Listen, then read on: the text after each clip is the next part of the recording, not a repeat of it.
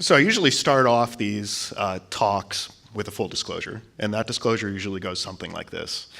I am neither a doctor nor a scientist. And so a few weeks ago, I was doing a talk, and I started it off with my normal set of disclosures. But the first part of the talk was about what my background was, and it's something that I normally, don't talk about because the topic doesn't come up. And so I started going into my background with a group of some of the audience members were high school students. I started saying, I went to university. I started off in computer science, and then about halfway through, I decided to make the career-ending decision to switch from computer science to a new program that was in the Department of Fine Arts. So my disclosure was, I'm actually a fine artist. And I'll never forget when I said this, because there were two young ladies in the second row that weren't paying attention to anything before I said this. And as soon as I said, I'm a fine artist, they stopped what they were doing and they looked right up at me. And the look on their face was, did you hear what he just said? There's hope for us. And so I picked up on this and I went over and I talked to them afterwards, and sure enough, that's what they were thinking. And I confirmed, it's very difficult to have a career as a fine artist. But what a lot of people don't know is you pick up a certain set of skills that you don't get anywhere else. So for me as a fine artist, my medium of choice was always technology. It was digital interactive technology. And so when you're an artist, you need to get in with your medium. You need to really understand it, because eventually you're going to have to break it. You're going to have to bend it. You're going to have to make it do things that it wasn't supposed to do. And the reason that you're going to do this is because you're going to try and tell a story. You're going to try to get somebody to feel something, and you're going to have to do this maybe without even saying any words. So you're going to have to take really disparate concepts and kind of bring them together and hone them into this thing that's going to have an impact on somebody. And that's actually really hard to do. And so I kind of summed this up and I said, if you think it's a valuable skill to be able to make sense of chaos and come up with meaningful relationships in chaos, if you think a high degree of emotional intelligence is an important skill, if you think the ability to be able to make something out of nothing, where nothing existed before, that has impact on two people, then maybe fine arts isn't such a dead end after all. And so this is something that really permeates me, it saturates me. This is the way I see the world. This is where I get energy from. And so there's one space in the hospital in particular that's one that I really, really love. It's the Magic Forest. And to me, it really is magic, because I love going there and I love seeing how this space has been built to make people feel a certain way. It's unexpected. People don't think something like this is going to be in a hospital, and people love it. But just like everybody else, unfortunately, I can't spend all of my time in the Magic Forest, or else I would. So eventually, you have to leave the Magic Forest and you have to go to the rest of the hospital. And as soon as you leave the Magic Forest, go through any door, any elevator, you start to get into the hospital, and a little bit of that magic from the Magic Forest starts to get lost. Then you go into a clinic, and even more of that magic starts to get lost. And this is just conventional wisdom, right? I mean, this is a hospital. We can't have the Magic Forest everywhere. But let me tell you a story about an experience that I had. It was for a project that we worked on several years ago. It was actually one of the first things I ever worked on when I was here. And it was for Dr. Mendel, and he wanted a bike that was fun for kids to play with so that they would exercise. That's all he wanted.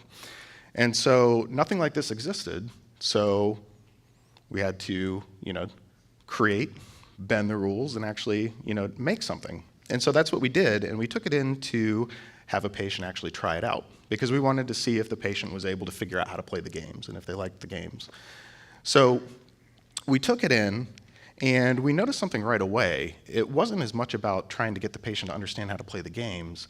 He was doing something strange. He was trying to pedal, but he was pushing his feet straight down, and sometimes backwards. And that's when his mom mentioned, well, this is the first time he's ever had the opportunity to ride a bike. He's never had this opportunity. He does not know how to ride a bike. And so we just kind of stopped and said, whoa, now we need to teach him how to ride a bike. It's not about these games anymore. So we took a minute and taught him how to pedal the bike. 2 minutes in, he's pedaling and playing these games. 20 minutes in, he's still pedaling like he's trying to ride this thing to the moon. So he's having fun, And Dr. Mendel is in the back. He sees this going on. He has a huge smile on his face. The patient's mom is in the back of the room, and she's standing there, and she starts to cry a little bit. And she's crying because this is the first time she's been able to see her little boy ride a bike. And so when I saw all of this, this was unexpected. This wasn't supposed to be what you find in a clinic. This wasn't supposed to be what happened that day. But what I saw was a little bit of that magic and a little bit of that fun coming into a space where it's not supposed to be there. And so to me, this was actually a tomato moment. And what is a tomato moment, you might ask? That's a very good question because it's a term that I made up. So I'm sure a lot of you are familiar with the history of tomatoes. So tomatoes started off as something that people thought were poisonous, and people were scared to eat them.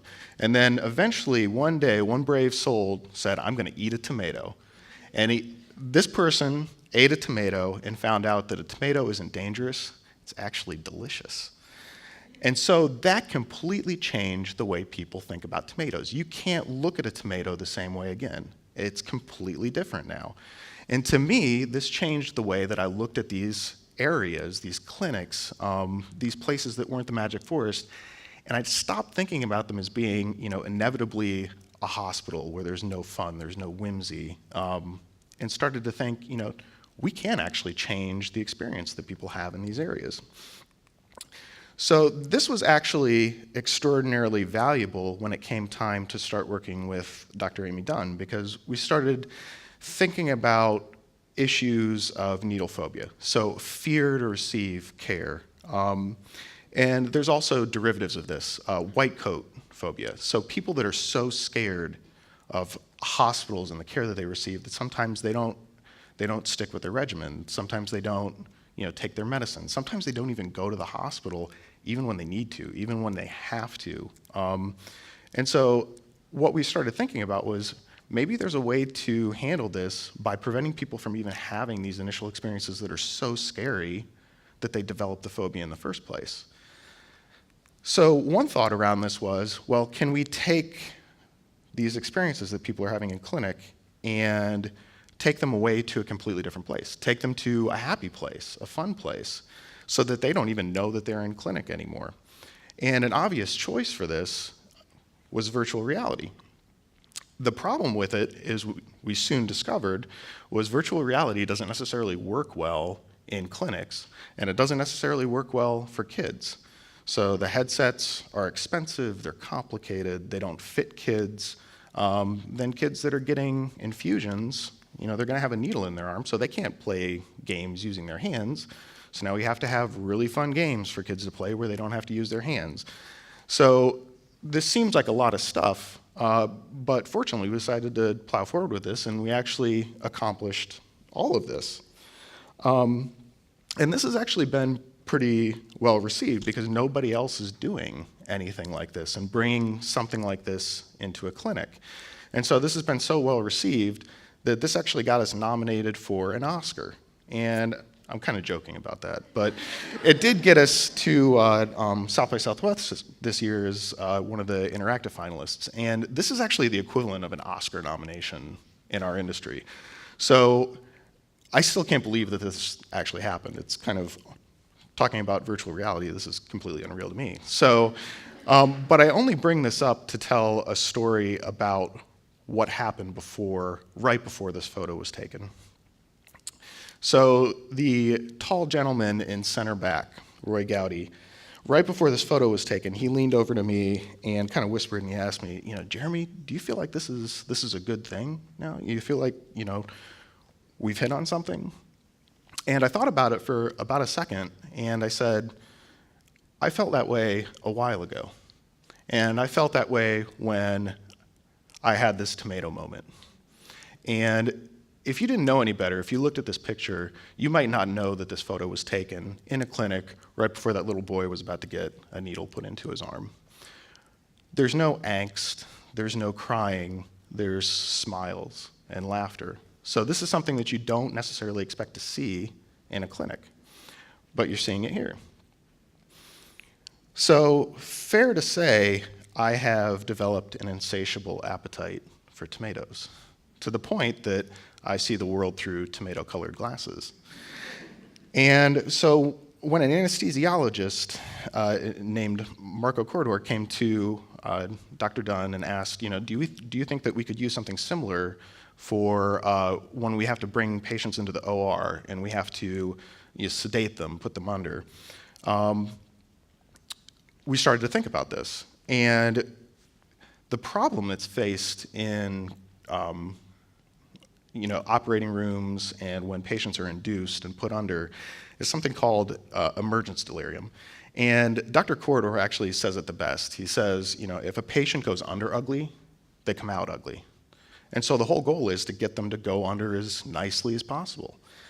And so we started to look at this whole process of patients coming into the operating room, because one of the first things you have to do is you have to learn what you're up against. So we started to look at what it's like to come into the operating room and go into the waiting room. And so you go into this waiting room, and it's quiet. It's a little bit dark. There's different areas for the different patients that they go and sit in, and there's curtains in between the areas.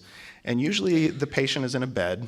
They might be sedated to keep them calm, so the patient might be sitting there watching a movie on an iPad. And then their parent might be sitting by their side, kind of doing the same thing on their phone. There's just not a lot of conversation, not a lot of interaction happening. And this all leads up to this moment of anticipation. And that moment of anticipation is eventually somebody is going to come and get that bed and start wheeling it on its journey down to the operating room. And the journey to the operating room goes through some hallways, there's some activity.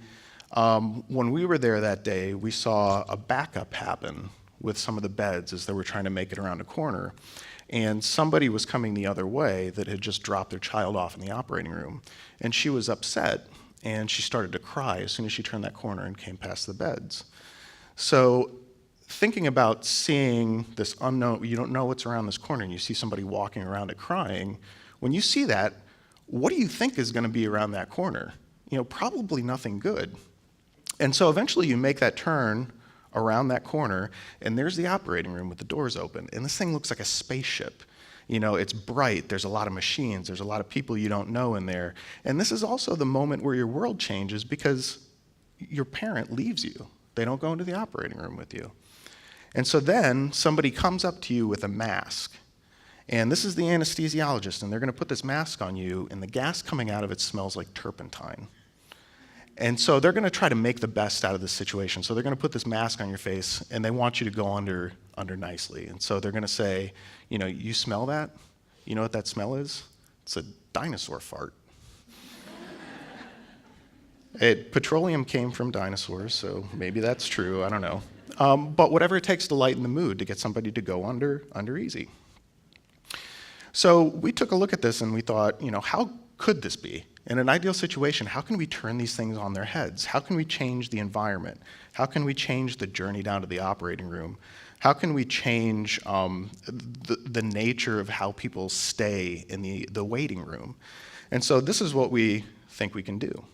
So imagine instead of people sitting and not talking, not collaborating, not doing anything in the waiting room, let's say we give them a tablet. And what are they going to do? What are they going to do with that tablet? They're actually going to build their own world, Minecraft style. So parent and child are going to work on this together. But what they're actually building isn't a world. They're building their own amusement park ride.